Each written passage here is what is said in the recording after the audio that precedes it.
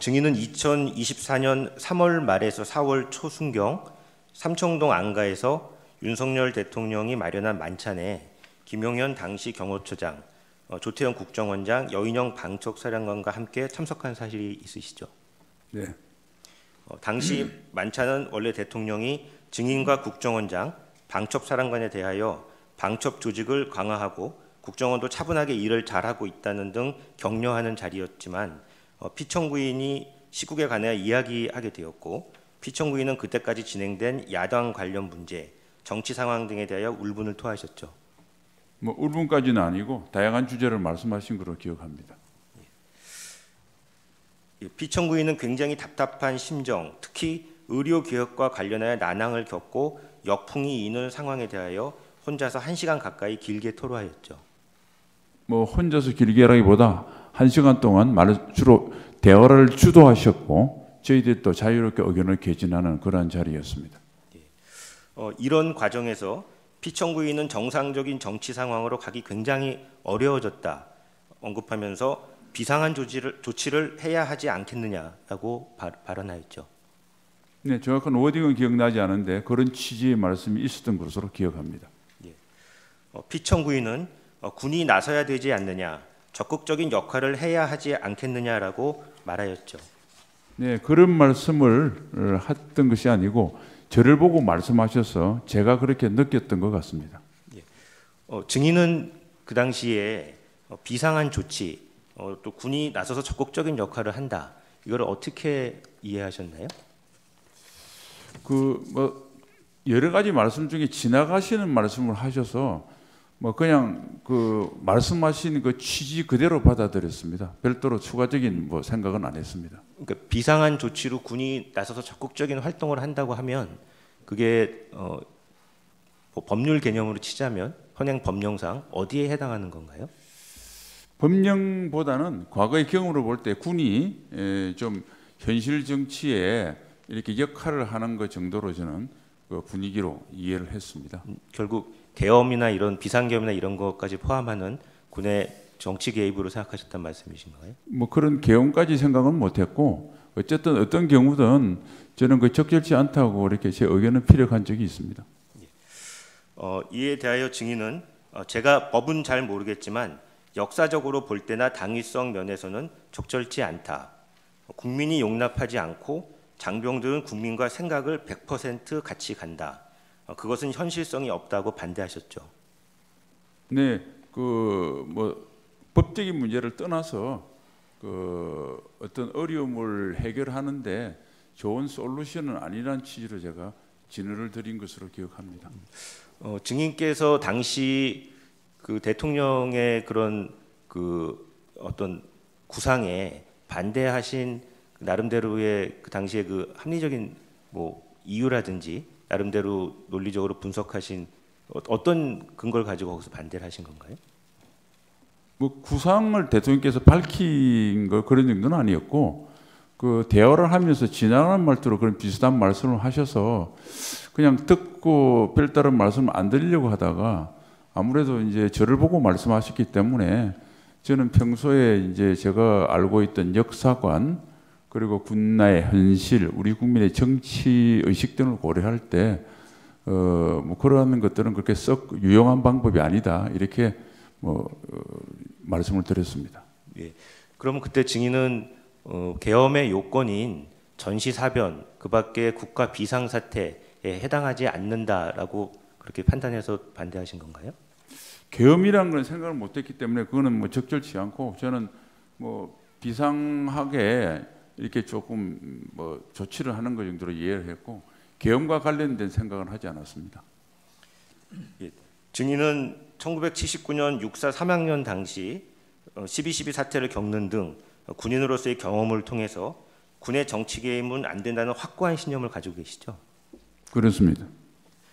당시 조태용 국정원장도 국제관계에 대해 언급하면서 외국에서 받아들일 수 없고 우리나라의 국격에 비추어 생각할 수도 없다는 취지로 말하였나요? 예, 다음은 아마 국정원장도 그런 취지로 말씀을 드린 거로 제가 기억하고 있습니다. 그 당시 같이 참석하셨던 김용현 경호처장과 여인영 방첩사령관은 어떤 말을 하셨습니까? 저하고 국정원장이 그런 말씀을 하니까 대통령께서 다른 화제로 돌려버려서 그 사람들은 의견을 표명할 수 있는 시간적인 그게 없었습니다. 그래서 별도로 아무런 이야기를 하지 않은 것으로 제가 기억합니다. 위 대통령과의 만찬 자리를 마친 후에 증인은 김용현, 여인영과 증인의 국방부 장관 공간에서 차를 마시면서 이야기를 나누셨죠? 그렇습니다. 김용현 당시 경호처장은 증인의 육사 1년 후배일 뿐만 아니라 근무 연도 상당히 깊어 오랫동안 형 동생 관계를 유지해온 그런 사이시죠?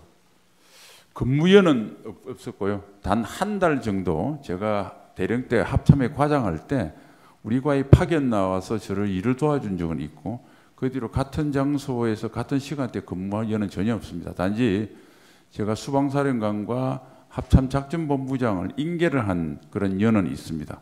그리고 이제 형 동생은 되게 뭐 국회에서도 국회의원들끼리도 그렇게 많이 하는데 저 육사 선후배끼리 형 동생은 좀 일반적으로 많이 호칭을 하기 때문에 굳이 꼭 특별한 관계 때문에 호칭하는 건 아니라는 말씀을 참고로 말씀드립니다. 증인은 당시 대통령이 아무리 추중이라도 저런 말을 하면 문제가 될 수 있겠다는 생각하에 김용현과 여인영에게 대통령이 왜 울분에 차서 화를 내시며 저런 말씀을 하시느냐라고 물으셨죠? 울분과 화는 거 잘못된 좀 제 생각과 다른 표현이었고요. 어쨌든 지나간 말씀이 있지만 혹시 다른 분들한테도 그런 말씀을 하시면 괜한 오해가 될 수 있겠다 싶어서 그 두 사람에게 특히 이제 대통령을 근접해서 모시는 김용현 그 경호처장에게 좀 유익 있게 그렇게 대통령 잘 모셔라. 그리고 대통령을 잘 모시는 길이 그런 말씀을 혹시라도 안 할 수 있도록 하는 것이 부화된 저희 도리다. 뭐 이런 취지로 이야기를 했던 것으로 기억합니다. 그러면서 증인은 국방부 장관으로서 대통령이 언급한 비상한 조치에 절대 반대한다. 반드시 증인의 뜻을 대통령께 전해달라고 말씀하셨죠? 네, 뭐 그런 뜻을 제가 저를 계기로 해서 대통령께서 그날 우리가 사실은 술을 곁들인 식사 자리였는데 혹시 그걸 그렇게 깊게 생각 안 하실 수도 있어서 제 핑계를 대서 한번 경호처장에게 대통령께 그렇게 말씀을 좀 전해달라는 뜻으로 그런 표현을 썼습니다. 예. 그리고 김용현 경호처장에게 대통령이 말씀을 잘 듣는 사람한테 오늘 취중에 이런 얘기를 했다는 점을 전하고 다음부터는 대통령이 이런 말을 하지 않도록 하라고 당부하셨죠.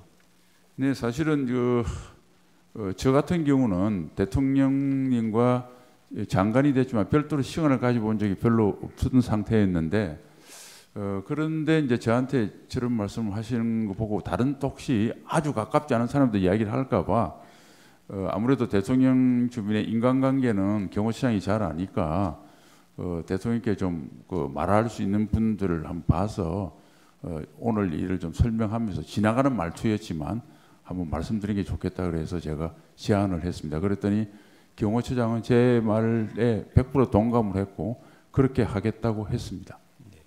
그 대통령께서 국정을 운영하려면 여러 가지 그 목소리를 많이 들어야 되는데 지금 증인께서 대통령이 말씀을 잘 듣는 사람한테 이 말씀을 전해달라고 할 때 보통 그 당시 증인은 어떤 분들을 머리에 좀 염두에 두고서 이런 말씀을 하셨나요? 제가 사실은 대통령님 주변의 개인적인 인간관계를 잘 몰라서 그냥 보도에 이렇게 보면 뭐 성함은 말씀드릴 수 없지만 여러분들이 대통령과 가깝다고 그래서 뭐 그런 원로들한테 이야기하면 되지 않겠느냐가 염두에 뒀는데 김용희 처장한테는 구체적인 사람이나 그런 걸 거명한 적은 없습니다. 혼자 그렇게 생각했습니다. 예. 국방부 장관 교체 관련돼서 질문드리겠습니다. 2024년 8월 13일 증인은 국방부 장관에서 국가안보실장으로 임명되셨죠? 그렇습니다. 예, 그 1, 2주 전 대통령이 증인에게 갑자기 대통령 비서실 안보실장을 맡아주었으면 좋겠다는 이야기를 하였습니까? 네, 대통령께서 말씀하셨죠. 그때 대통령은 전략과제인 원전, 방산 등을 유치하기 위하여는 적극적인 경제 외교가 필요한데 국방부 장관이 해외로 나갈 수 없고 안보실장도 나가기 어려우니 영어를 잘하는 당시 국가안보실장 장호진을 외교안보특보로 임명하여 그 임무를 맡기고 증인이 안보실장을 맡아달라는 취지로 말씀하셨죠. 네, 특히 하나 더 보태면 이때까지 안보실장 세 분이 다 외교 전문가였습니다. 그런데 그때 다시 국방 전문가가 맡아서 러북 간의 군사 밀착도 있고 그다음에 미국의 대선 결과에 따라서 특히 안보 중에서도 국방 정책이 변화가 많을 것 같으니까 좀 장관을 마친 중량급 있는 인사가 무게를 가지고 국방 위주로 좀 국방을 좀 중심을 둔 이런 안보 정책을 펴달라 이런 말씀도 있었습니다. 이때 이에 증인은 군 출신인 증인 자신은 국방부 장관은 잘할 수 있는데 안보실장은 외교도 잘 해야 하니 자신이 없다라는 취지로 답하였고 이에 대해 대통령은 김태효 안보실 1차장이 외교를 잘 맡고 있으니 괜찮다고 말씀하셨죠.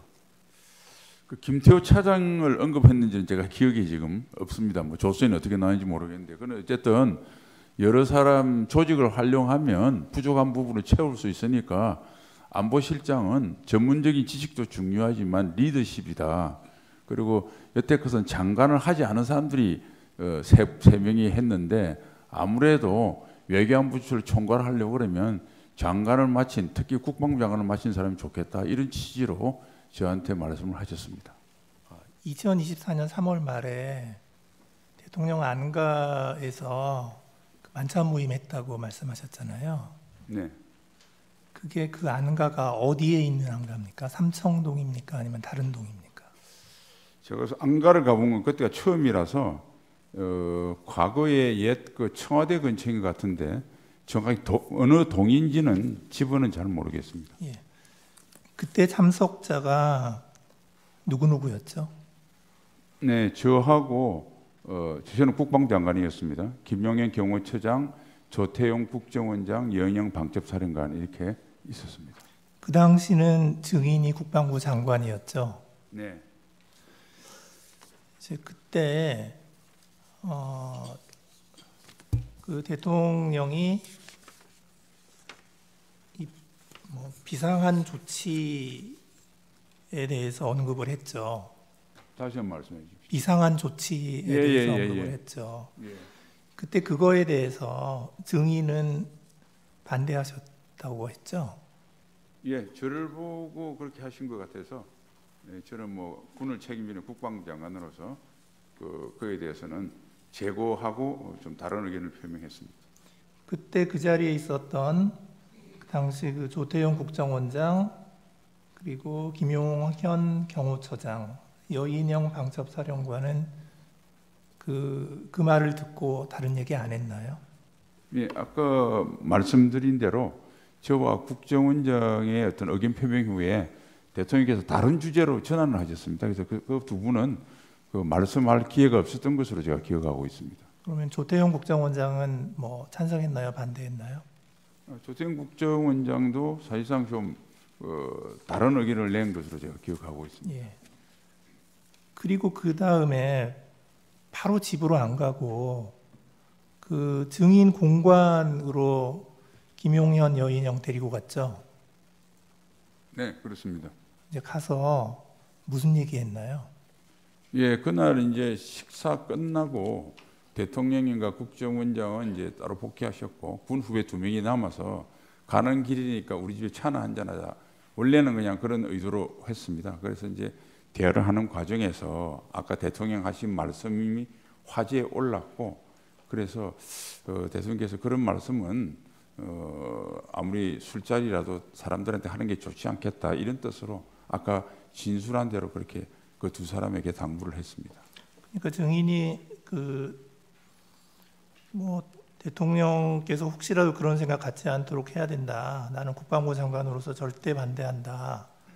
반드시 내 뜻을 전해달라. 이렇게 말했다는데 맞습니까? 예, 그 조치를 저를 보고 하셨는데 사실은 제가 거기에 동의하지 않으면 성립될 수 없기 때문에 대통령께서 이제 그런 생각을 아예 안 하시려고 그러면 제 입장이 중요하겠다는 생각하에서 조금 그 예의에 벗어나지만 제가 경호처장한테 제 뜻을 대통령께 전해달라고 말씀했습니다. 김용현 경호처장에게. 네. 그리고 나서 2024년 9월 6일에 증인은 국방부 장관에서 경질됐죠. 그렇습니다. 그리고 나서 이제 지금 맡은 국가안보실장으로 가셨고요. 예, 정확하게 이야기하면 8월 13일 날 제가 겸직을 했습니다. 예, 9월 6일까지 김용현 그 후보자가 장관이 될 때까지 그래서 두 가지 겸직을 했고 9월 6일 이후에는 김용현 국방부 장관, 저는 안보실장 한 가지 일만 전념하게 되었습니다. 예. 그런데 그 여인영 정보 그 방첩사령관은 그 2024년 3월에 그런 만찬을 했다는 얘기를 안 하거든요. 2024년 다시 한 말씀. 2024년 3월에 대통령 안가에서 예. 만찬을 할 때 예. 그 이제 여인영 방첩사령관이 있었다고 했잖아요. 예.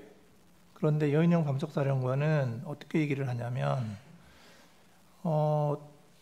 자기는 하여튼 그런 자리에 간 적이 없다. 이렇게 얘기하는데 시기가 분명합니까? 그래서 저는 뭐 검찰이나 경찰 조사받을 때 그 이야기를 들었고 그 관련 근거가 여인영 그 전 방첩사령관이 그렇게 진술했다고 이야기를 해서 저도 뭐 그런 비슷한 기억이 나서 시기는 하여튼 3월 말 4월 초인데 정확하게 어떤 특정 날짜를 지정하기는 좀 쉽지 않았습니다. 단지 이제 검찰에서 제가 4월 초보다 3월 말이라고 한 이유는 그때 대통령께서 그 의료 개혁에 관련된 말씀을 좀 하셨거든요.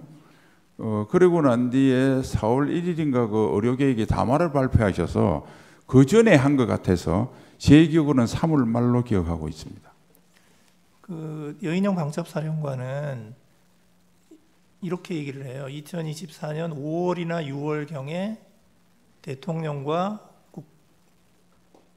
국방부 장관 그러니까 그 김용현을 삼청동 안가에서 만나 저녁 식사를 했는데 그때 대통령이 계엄에 대해서 수위 높은 발언을 해서 여인영 사령관이 무릎을 꿇고 계엄 생각을 하지 마셔라라고 말씀했다고 이제 그 말을 했다고 그렇게 얘기를 하는데 여인영 같이 계실 때는 여인영 사령관이 뭐 그런 얘기 안 했다는 거죠. 아니 그 5월 달에는 제가 하지 않았었고요. 제가 국방부 장관을 하고 있는 동안 그런 모임 그리고 대통령과 별도로 만찬은 그때 3월 말인가 하는 그때 딱 한 분 있었기 때문에 저는 5, 6월에 대통령과 만찬을 한 적이 없습니다. 한 번밖에 없었다는 거죠. 예, 3월 말 그때 예, 조태영 알겠습니다. 원장하고 같이 했을 때. 그 부분은 좀 정리가 된 것 같고요.